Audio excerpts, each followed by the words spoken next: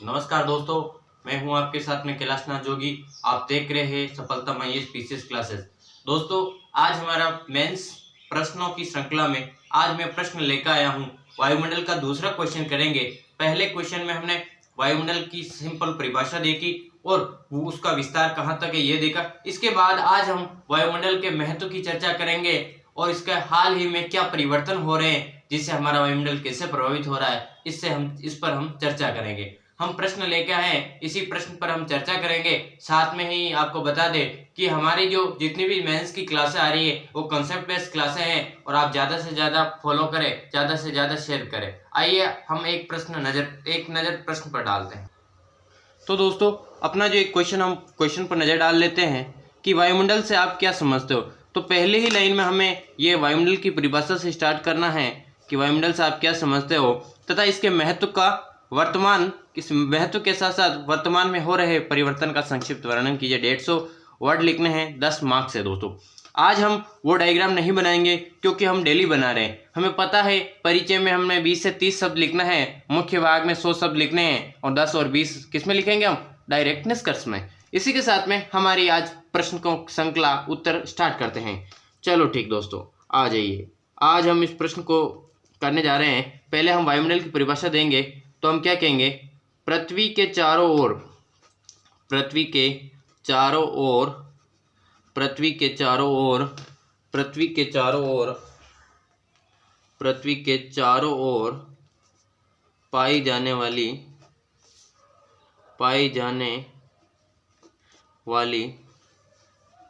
पाई जाने वाली गैसों, धूलकण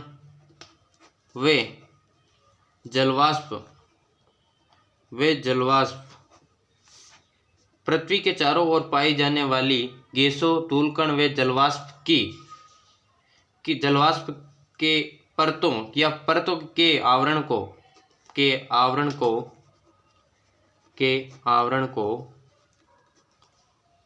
को वायुमंडल कहते हैं। ठीक है दोस्तों, ये आपने नॉर्मल परिभाषा दे दी। ठीक है, आखिरकार कौन कौन सी गैसें हैं, कैसे क्या इनका संगठन है, वो हम नेक्स्ट वीडियो में देखेंगे। यहाँ हमें अब इसके महत्व पर चर्चा करनी है, तो हम डायरेक्ट महत्व पर आ जाते हैं। ये अपना रहा वायुमंडल। यहाँ ऐसे आज हम अलग तरह से फॉर्मेटिंग करेंगे। वायुमंडल का महत्व।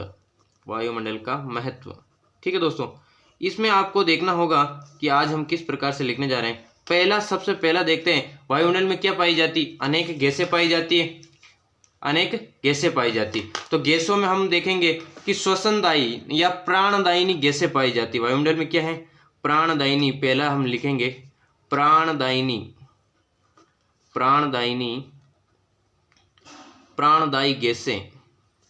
गैसें पाई जाती हैं। प्राणदायी गैसें पाई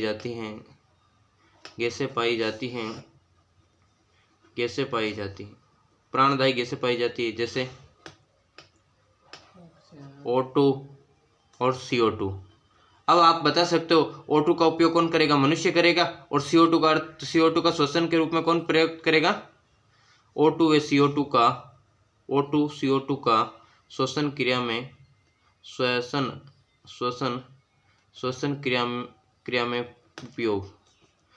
में उपयोग। ठीक है दोस्तों, ये आपने पहला लिख लिया। अब दूसरा, जैसा कि दोस्तों आप जानते हो कि अपना जो CO2 है वो CO2 क्या करती है? CO2 गैस क्या करती है? CO2 गैस पृथ्वी के दैनिक तापांतर, ये दूसरा हो गया इसमें, तो यहाँ दूसरा लिख रहे हैं। दैनिक तापांतर को बनाए रखती है। तापांतर को क्या करती है? बनाए रखती है। दैनिक तापांतर को बनाए रखती हैं। कैसे दोस्तों? जो ये सूर्य है, ये अपना क्या है? सूर्य है। ये जैसे सूर्य है, इस सूर्य से जो आने वाली किरणें हैं वो कौन सी है? ये है दीर्घ तरंगे। कौन सी है? दीर्घ तरंगे है।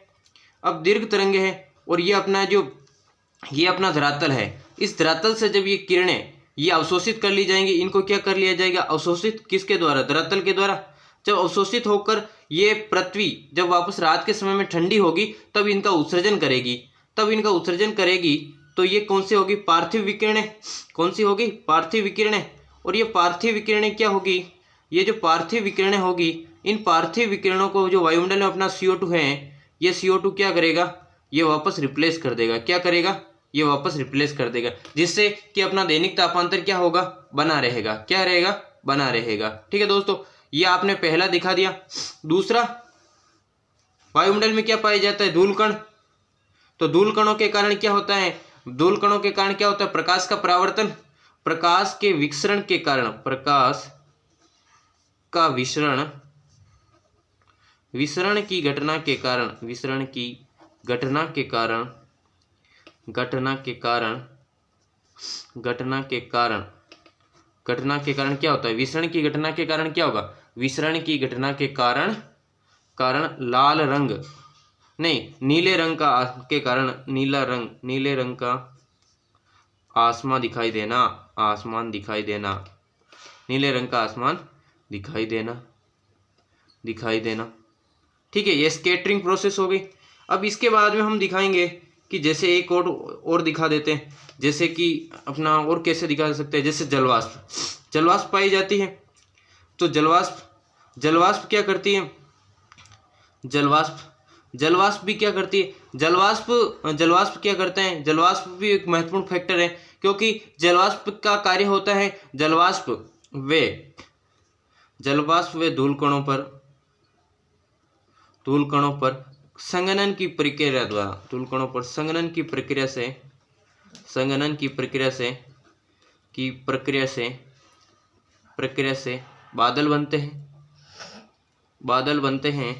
बादल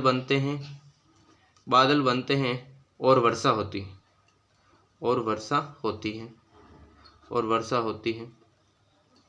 ठीक है, अब हम बात करेंगे N2 गैस की। तो N2 गैस में दोस्तों हम बताएंगे कि जो N2 गैस है, N2 गैस जैविक पदार्थों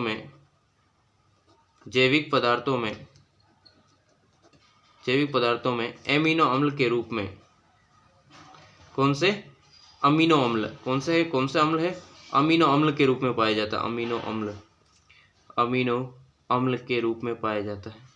अम्ल के रूप में पाया जाता है, जो क्या है, प्रोटीन पाया जाता है, जो प्रोटीन के रूप में होता है। ठीक है दोस्तों, ये लिख लिया। और O2 का एक उपयोग और लिख लो, ये है दहन प्रक्रिया में O2 ऑक्सीजन, O2 गैस क्या होती है, O2 गैस दहन प्रक्रिया में महत्वपूर्ण भूमिका निभाती है। O2 गैस दहन प्रक्रिया में महत्वपूर्ण भूमिका निभाती है, महत्वपूर्ण भूमिका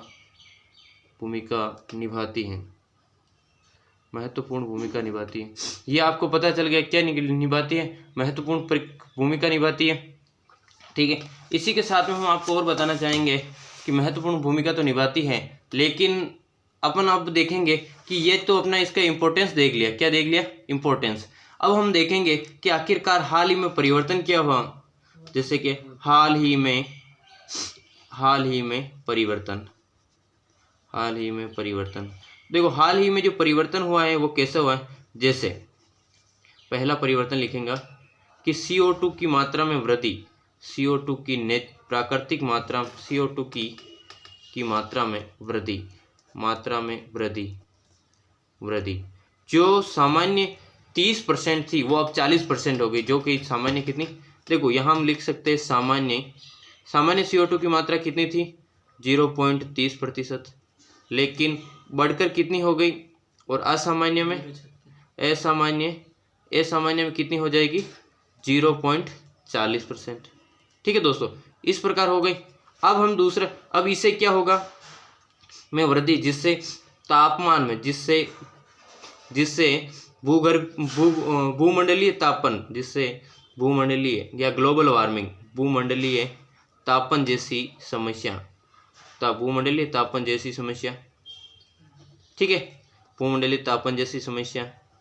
ठीक, और दूसरा मानव ने क्या किया, कि AC एयर कंडीशनर, AC वे अन्य उपकरणों के उपयोग के कारण, उपकरणों के प्रयोग के कारण CFC क्लोरोफ्लोरोकार्बन के उत्सर्जन CFC के उत्सर्जन से ओजोन परत में छिद्र होना।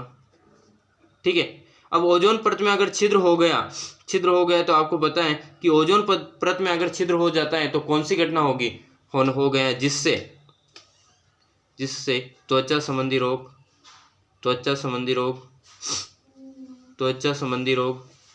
कौन से रोग होंगे? त्वचा संबंधी रोग होंगे। और क्या होगा? कैंसर, मोतियाबिंद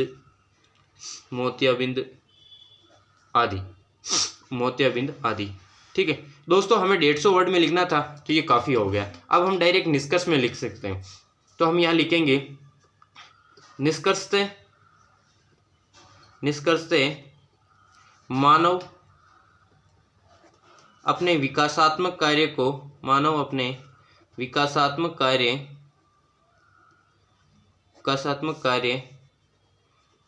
को पूरा करने के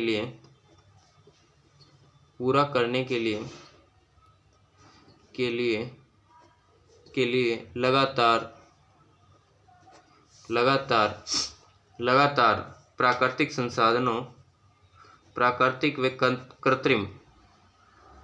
कृत्रिम संसाधनों के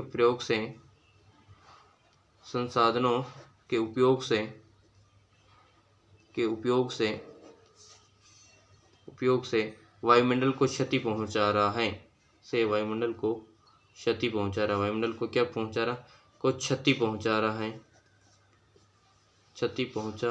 है। ठीक है, अब यहाँ अगर आप करंट में जैसे कि क्योटो प्रोटोकॉल है, कार्बन कटौती से संबंधित है, क्योटो प्रोटोकॉल है मतलब जलवायु परिवर्तन से संबंधित है, कोप, ये सारे हम मतलब ये यहाँ हम लिख सकते हैं। और हमें ये है कि हमें इस समस्या का समाधान हमें ही करना पड़ेगा। इस तरह से दोस्तों आज का जो प्रश्न है उसमें मैंने आपको इम्पोर्टेंट चीज़ें बता दी हैं, किस प्रकार आंसर लिखना है और किस प्रकार निष्कर्ष लिखना है। ये सारी चीज़ें आज के साथ में यही है। और हम दोबारा जब मिलेंगे वापस नेक्स्ट वीडियो में, उस समय मैं बताऊंगा कि आखिरकार नेक्स्ट वायुमंडल का संगठन क्या होता है, वायुमंडल का कैसे क्या विभाजन किया गया परतों का 1000 किलोमीटर तक की, ये मिलेंगे। धन्यवाद।